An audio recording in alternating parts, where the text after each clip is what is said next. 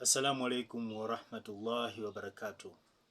Naam, ndugu zangu wadamu wa elimu ya nyota, karibuni tena katika darasa zinazohusiana na elimu ya nyota, kuweza kuelimishana baadhi ya mambo yanayohusiana na elimu ya nyota. Leo tupo mwaka mwingine na tarehe zinakwenda, tunamshukuru Allah. Sasa tujaribu kuona katika mwaka huu ulioanza na siku ya Alhamisi, je, ni yepi ambayo yanaweza akajili kwa nyota mbalimbali. Kwanza kiujumla, mwaka huu umeanza na siku ya Alhamisi ambayo ni mushtara. Kwa uwezo wa Mwenyezi Mungu, basi ni siku nzuri, siku nzuri, siku ambayo inaashiria kupanda kwa mambo, kupanda kwa mambo ama kustawi kwa mambo mazuri, kwa maana biashara zinaweza zikastawi. Biashara za aina mbalimbali zinaweza zikastawi katika mwaka huu, zinaweza zikastawi kwa sababu mushtara yupo katika kustawisha mambo ya biashara, lakini pia mambo ya elimu yanaweza yakaendelea vizuri au yakapata maendeleo mazuri. Sasa hiyo ni katika ujumla, lakini mimi huwa ninapenda sana kutafasiri mwaka kwa kila nyota. Leo tukianza na nyota ya punda, watu wenye majina yanayoanzia na AMY, nyota ya punda, A au M au Y, na majina haya ni yale majina yaliyowalea, jina ulilopewa ukiwa mtoto mchanga mpaka unapata fahamu kwamba wewe unaitwa Ali, wewe unaitwa Amina, wewe unaitwa Mariam, wewe unaitwa Yusufu, majina kama hayo. Sasa mwaka huu 2026, mwaka huu utakuwaje? Mwaka huu katika nusu ya kwanza ya mwaka, kwa uwezo wa Mwenyezi Mungu, basi nusu hii itakuwa ni nzuri kwenu. Ni wakati sahihi wa kuweza kustawisha mambo yenu. Ni wakati sahihi wa kuweza kuwekeza katika biashara au katika shughuli zenu, kuboresha shughuli zenu mbalimbali ambazo mnazifanya. Iwe ni biashara, iwe ni kazini, basi boresha sana mambo yako. Jipange vizuri. Huu ndio mwaka wa kujipanga vizuri. Nusu ya kwanza itumie vizuri katika kujipanga katika mambo yako. Itumie vizuri sana, kwa sababu universe inakuruhusu wewe kufanya hivyo. Yawezekana kama ulikuwa na mambo ya kizembe katika miaka iliyopita, basi mambo hayo yaache. Jaribu kufuatilia mambo ya msingi yenye mantiki. Kuwa serious na mipango yako nusu hii ya kwanza, kwa sababu utakavyochelewa hivyo, pengine nusu ya pili ikawa na mtihani zaidi, ikawa na mtihani kwako. Sasa kama hukujipanga katika hii nusu ya kwanza, basi nusu ya pili itakuwa na mtihani. Lakini hii nusu ya kwanza inakuruhusu wewe kujipanga na kustawisha mambo yako, hiyo biashara, kazi, funguka zaidi, stawisha mambo yako, basi ni jambo zuri sana. Nusu ya pili kunaweza kukatokea uadui kati yako wewe na jamii yako au watu wako katika maisha yako. Unaweza kutokea uadui, ama ndani ya nyumba, ama katika jamii, ama katika shughuli zako. Uadui wa namna yote unaweza kutokea. Sasa uadui huu unaweza kukuathiri kama hukujipanga katika nusu ya kwanza. Umeingia na matatizo, umeingia na changamoto katika nusu ya pili. Kwa hivyo itakuwa ni changamoto. Jipange nusu ya kwanza ili nusu ya pili isije kuwa na changamoto sana. Uadui unapokukuta kama umejipanga, basi nguvu yake inakuwa ndogo. Lakini kama hukujipanga, basi nguvu yake ya uadui inakuwa ni kubwa na hatimaye hutaweza kuimudu. Lakini pia unashauriwa wewe mtu wa nyota ya punda, huu mwaka tumia sana akili, usitumie nguvu. Tumia sana akili, usitumie nguvu. Najua una mazoea ya kutumia nguvu, mazoea haraka haraka. Basi hayo mambo unayofanya kwa haraka, basi fanya kwa logic. Tumia akili, kaa chini, fikiria ndio utekeleze jambo. Usikurupuke. Tumia akili kutekeleza jambo lako lolote. Basi ukitumia akili na kwa uwezo wa Mwenyezi Mungu, mambo yako mengi yataweza kustawi. Usikurupuke, usitumie hasira, usitumie nguvu kubwa, tumia akili. Hii ni katika nusu ya kwanza na hata nusu ya pili. Imetokea umepigwa na uadui, basi kama ilivyo nyota yako, usikurupuke, usitumie hasira, tumia akili. Nusu ya pili ikitokea umepigwa na uadui, wewe mtu wa nyota ya punda, ama unashambuliwa na maadui, nusu ya pili ya mwaka huu 2026, nusu inayokuja, kama utashambuliwa na maadui na utafanya kwa mazoea, kwa kutumia nguvu badala ya akili, basi utaangamia vibaya sana. Utapata changamoto kubwa sana. Kwa hivyo nusu hiyo tumia akili nyingi. Hata kama umekwazwa, umepata adui, tumia akili nyingi. Kwa nini nakwambia hivyo? Adui yako ni mlango wako wa 12. Mlango wako wa 12 ipo nyota ya samaki. Watu wa nyota ya samaki wanatoka sayari ya Mushtari. Watu hao wanatumia akili sana. Watu hao wana uwezo wa kuweka kisasi kwa muda mrefu. Watu hao wanakupiga uadui kwa akili. Sasa tizama, adui yako anatumia akili, halafu wewe ukurupuke. Atakayeumia ni nani? Automatically utakayeumia ni wewe mwenyewe. Kwa hivyo tumia akili sana ili kuweza kukwepa mitego ya adui, kwa sababu adui yako anatumia akili kukutega wewe. Sasa na wewe tumia akili kuikwepa ile mitego. Usikurupuke, usitumie hasira. Ni mwaka ambao jiepushe sana na hasira, jiepushe sana na uadui katika hiyo nusu ya pili ya mwaka, kwa sababu adui yako ni very clever, anatumia akili sana sana. Kwa hivyo kuwa makini sana katika hiyo nusu ya pili ya mwaka. Lakini nusu ya kwanza ina baraka tele, ni wakati wa kuamka sasa na kupambania mambo yako mwenyewe. Kwa uwezo wa Mwenyezi Mungu atakujalia, yatanyooka, yatakwenda. Stawisha mambo yako, boresha mambo yako, yale mambo yaliyo ya msingi yenye maana. Achana na mambo yasiyokuwa na maana, achana na ugomvi, kuwa serious, focus katika mipango yako, katika mambo yako. Achana na kung'ang'ana na magomvi yasiyokuwa na faida kwako, achana nayo, kwa sababu ukiwa umekuja mwaka wa bahati kwako 2026, halafu wewe ukachelewa na magomvi, unapoteza ile nafasi ya wewe kupambania mambo yako ya msingi. Kwa hivyo huu ni muda ambao wewe unaweza kupambania mambo yako ya msingi, na uwezo wa Mwenyezi Mungu atakujalia. Kwa uwezo wa Mwenyezi Mungu utafanikiwa, mambo yako yatakwenda vizuri. Kwa hivyo hiyo ndio nyota ya punda, na kama unahitaji maelezo zaidi, basi unatutafuta sisi kwa namba zetu ziko hapo, ili tuweze kukusaidia kwa ushauri zaidi unaokuwa na uhitaji. Lakini ushauri huu ukiuzingatia, basi utafika nao mbali. Lakini muhimu zaidi, inakuwaje? Unaweza ukauliza swali au mtu akaniuliza swali kwamba huu ni mwaka wa baraka kwa watu wa nyota ya punda. Sasa inakuwaje watu wengine wa nyota ya punda AMY hawapati hizo baraka? Wanapitia kwenye changamoto, kwenye matatizo. Inawezekana wakayapitia mpaka mwaka mzima. Sasa iko hivi, universe ama ulimwengu na hizo sayari huwa zinatunuku hiyo zawadi. Lakini inategemea na wewe mtu wa nyota ya punda, au wewe mwenye nyota hiyo. Je, upo katika hali gani? Kuna mambo matatu au manne ambayo ni mambo ya msingi sana. Uelekeo katika maisha yako, umeelekea wapi kutoka ulipozaliwa? Jambo la msingi hilo. Mahusiano, je, uliye naye ni mke au ni mpenzi? Mnaendana kinyota? Aina ya kazi unayofanya, je, kazi hiyo inaendana na nyota yako? Kingine ambacho yawezekana kipo nje ya uwezo wako, wewe ni zao la nani? Yaani wazazi wako nyota zao zilikuwaje? Je, walikuwa hawaendani kinyota, sasa wakatoa zao ambalo ndio wewe?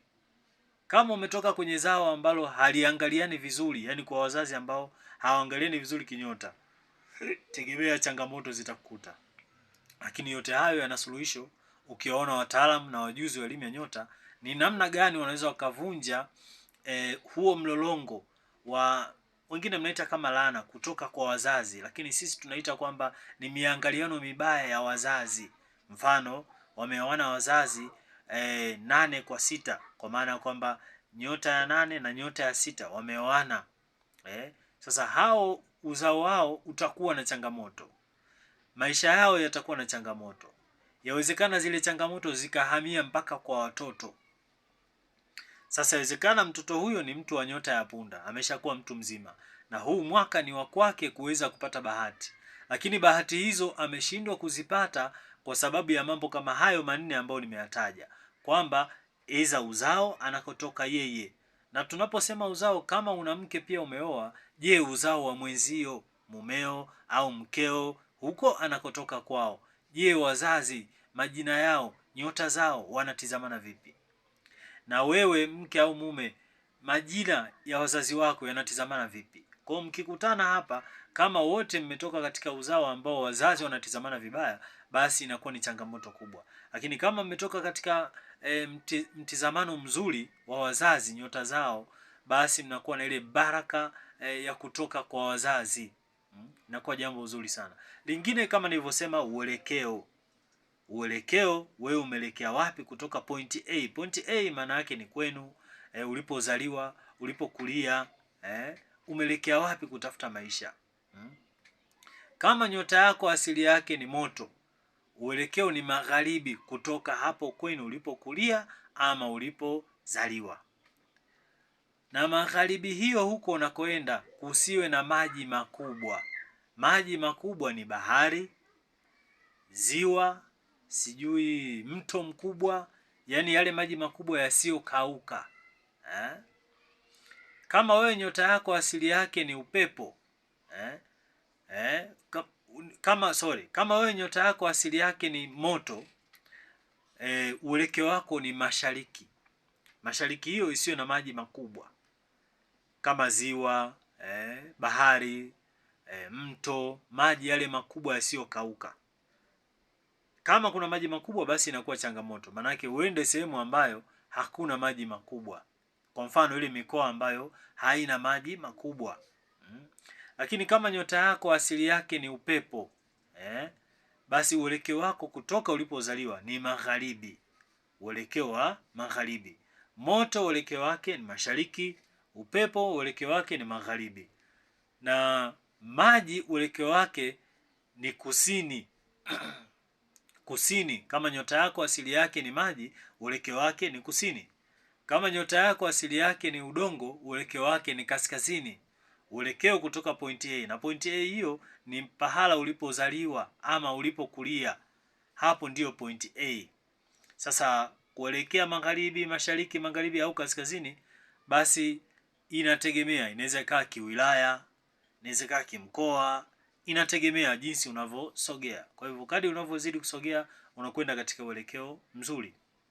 Sasa kama upo katika uelekeo mbaya, kwa mfano wewe mtu asili yako ni moto, umeenda uelekeo wa kusini ambao ni watu wa maji, au kaskazini ambao ni watu wa udongo. Kwa hivyo inapokuja ile bahati ya mwaka huu, kama wewe ni mtu wa nyota ya punda, inakuwa ni changamoto wewe kuweza kuipata, kwa sababu tayari wewe uko kwenye matatizo. Lakini pia haitoshi, jumlisha umeoa au umeolewa na mtu ambaye hamuendani kinyota, tayari hiyo ni changamoto nyingine. Lakini pia kazi unayofanya si ya nyota yako, tayari hiyo ni changamoto. Lakini pia uzao ulikotoka wewe, wazazi nyota zao wanaangaliana vibaya, umetoka na ile balaa kutoka kwa wazazi. Kwa hivyo ile bahati ya mwaka hutoiona. Kama utaiona ni kwa changamoto sana, ibada sana, kuhangaika sana, kwa tabu. Kwa hivyo sasa hiyo ndio nyota ya punda na huu ndio mwaka wa kwenu. Kwa hiyo pambaneni kuweza kufanikiwa. Lakini kwa yale ambayo yako nje ya uwezo wako, kwa mfano hizo laana au tuseme changamoto zilizotokana na wazazi, uelekeo ambayo huwezi ukayasaisha kwa haraka, basi unaweza ukaona wataalamu wa elimu ya nyota wajue namna ya kukusaidia. Kama unaweza kufika kwetu, karibu sana ofisini, karibu Dodoma, basi uweze kushughulikiwa. Lakini pia ikiwa unaweza kuhama, basi kuhama ni kama inawezekana kwa gharama nafuu, basi jaribu kuhama badala ya kwenda kwa mganga wa kienyeji. Ikiwa huwezi, pengine ndio umefika huko, umeajiriwa, ni kazi, mazingira huwezi kutoka, basi iko namna ya kuweza kukusaidia.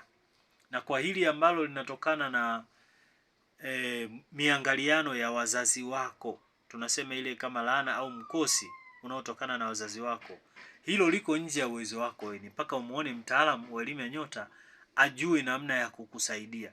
Haya mambo manne ndugu zangu ni mambo makubwa sana.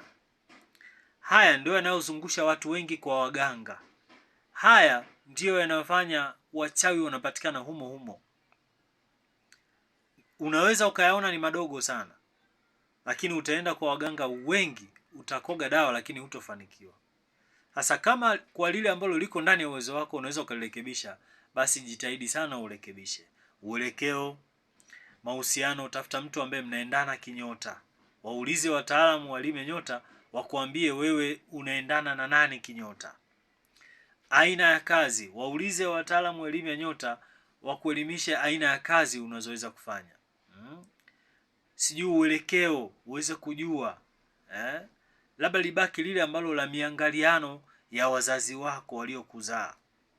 Hilo huwezi kulirekebisha kama wewe, mpaka uweze kupata mtaalamu wa elimu ya nyota ndo ataweza kukusaidia. Lakini mambo haya manne ndiyo yanayowatembeza watu wengi kwa waganga, ndiyo yanayowatembeza watu wengi kwa mashehe na wachungaji kuombewa kwa kuweza kutaka mafanikio. Hatukatai kuombewa, ni kitu kizuri, ni jambo zuri sana, kwa sababu kuomba ni ibada.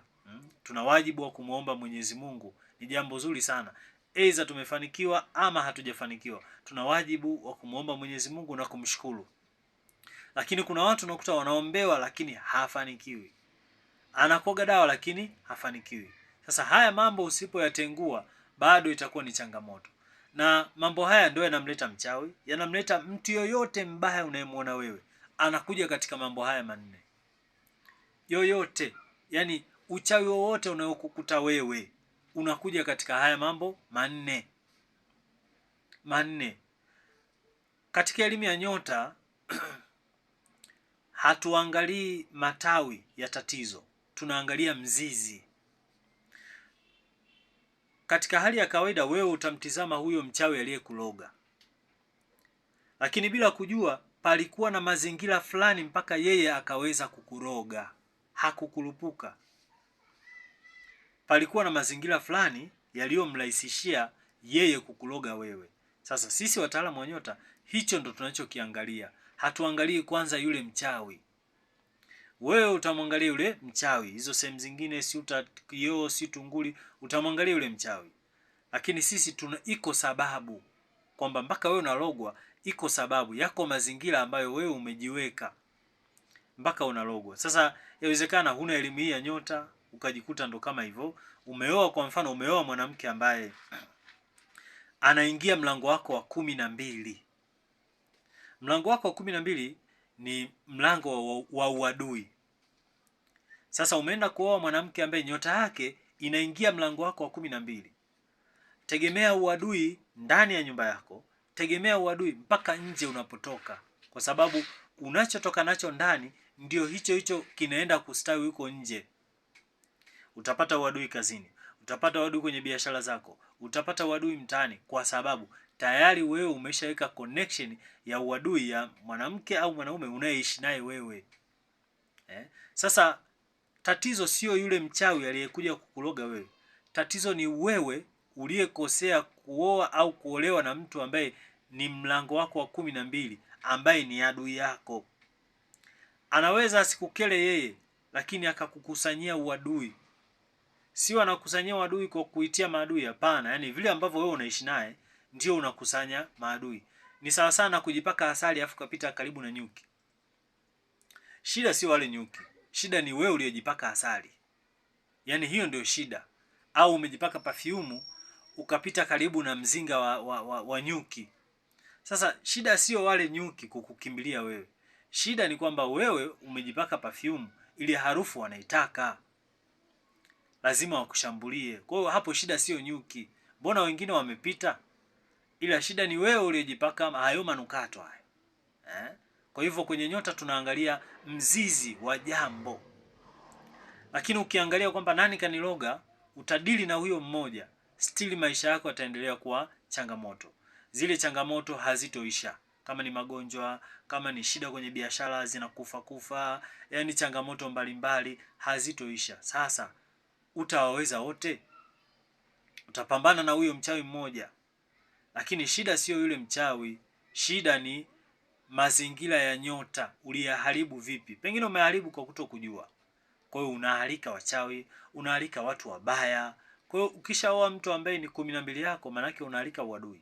Sasa uadui unaweza kaa wizi, unaweza kaa uchawi, unaweza kaa maneno ya kusengenya, maneno mabaya, inaweza kaa ugomvi. Yaani unakuwa umealika matatizo na kila aina ya uadui katika maisha yako. Kwa hivyo haya ni mambo ya msingi sana kuyazingatia. Napenda sana kuwashauri watu, ni mambo ya msingi sana kuyazingatia sana. Jaribu kuyazingatia wewe, jaribu kufuata nyota yako, waulize wataalamu wa elimu ya nyota, basi mambo mengine inakuwa ni rahisi kuweza kujinasua wewe. Lakini ukishakuja kwa mtaalamu lazima akwambie 300,000, 400,000. Sasa utashangaa kwa sababu na yeye anaacha muda wake anafanya kazi yako. Kwa hiyo lazima utaona ni pesa kubwa. Kwa hivyo cha msingi ijue sana elimu ya nyota. Sana.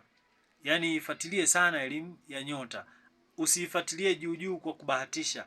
Elimu ya nyota haibahatishi. Haibahatishi. Yaani ifuatilie kwa undani, kwa asili zaidi. Utaweza kujua mambo mengi sana. Mengi mno. Hata masuala ya kiafya, ukala vyakula ambavyo haviendani na nyota yako, ni rahisi sana kupata baadhi ya maradhi. Na hayo maradhi yakakaa na wewe muda mrefu yakakutesa. Kwa hivyo inahitaji umakini kufuatilia katika hayo mambo manne, hasa kwa watu wa nyota ya punda kwa mwaka huu, ili waweze kupokea zile baraka. Lakini hata kwa nyota zingine ni muhimu katika hayo mambo manne kuweza kuyarekebisha. Ni muhimu sana kwamba inapokuja bahati ya ulimwengu au ya universe, basi usiwe na kikwazo chochote cha kuzuia. Kikwazo kinaweza kaa uelekeo, kikwazo kinaweza kaa aina ya mwanamke au mwanaume unaishi naye, kikwazo kinaweza kaa aina ya kazi unayofanya, kikwazo kinaweza kaa ile laana au nuksi inayotoka kwa wazazi kutokana na miangaliano yao. Kwa hivyo haya ni mambo muhimu sana kuweza kuyafuatilia. Ndio maana unaona kunakuwa na utofauti. Mpaka inaonekana kwamba elimu ya nyota ni kama ni uongo tu, lakini si kweli. Hujaijua vizuri. Yaani hujaichimba. Jiulize tu swali dogo sana. Kwa nini wewe unatumia nguvu kubwa sana kutoa hiyo mikosi? Alafu mchawi hahangaiki? Jiulize. Yaani hahangaiki, anakuloga mara moja kwisha. Yule anafuata principles za nyota. Hahangaiki kujua tarehe yako, anahangaika kujua jina lako la asili lililokulea, sio tarehe. Uchawi umeanza toka zamani, kabla mabibi na mababu hata hawajui tarehe walizozaliwa, lakini walikuwa wanalogwa vizuri sana. Ila kilichokuwepo toka zama na zama ni jina. Jina lilikuwepo tangu enzi na enzi, sio tarehe. Hizo ni kalenda tu zimekuja kugunduliwa baadaye. Sasa mchawi anadili na jina lako, jina la nyota yako, ili aweze kukuloga, yeye anafuata principle. Na ndio maana cha kwake ni haraka sana kinakubali. Haraka sana kinakubali. Lakini wewe kutoa ule mkosi, kutoa zile balaa, utapoteza hela vibaya sana. Utazunguka kwa waganga. Shida ni kwamba wale waganga hawafati principle za kuweza kutengua yale matatizo ulionayo wewe. Basi ndugu zanguni, kwa leo tuishie hapa. Kama nilivyoeleza, basi tuko pamoja. Kwa wale watakaokuwa na shida mbalimbali, karibuni sana ofisini Dodoma. Asalamu alaykum wa rahmatullahi wa barakatuh. Barakallahu fika ndugu.